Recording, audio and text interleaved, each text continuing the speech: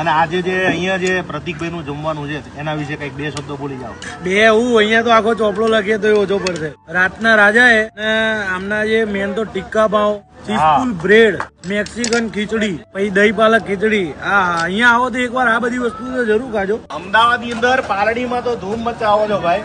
હવે આ આપણે જે કહેવાય ગોતાની અંદર ધૂમ મચાવવાનું. દીપુભાઈ આમનું બર્ગર, રાતના રાજા, બર્ગરના રાજા. અહીંયા શું શું ખાવાનું એ કીધો? 1000 આઈટમ છે. 1000 આઈટમ થાય.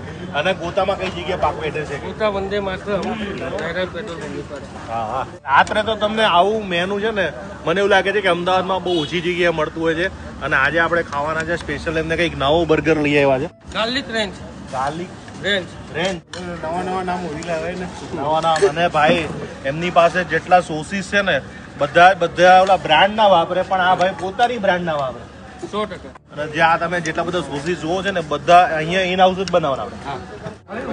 આમનું જે સ્પેશિયલ જે પેરી પેરી અને આ છે ગાર્લિક રેન્જ.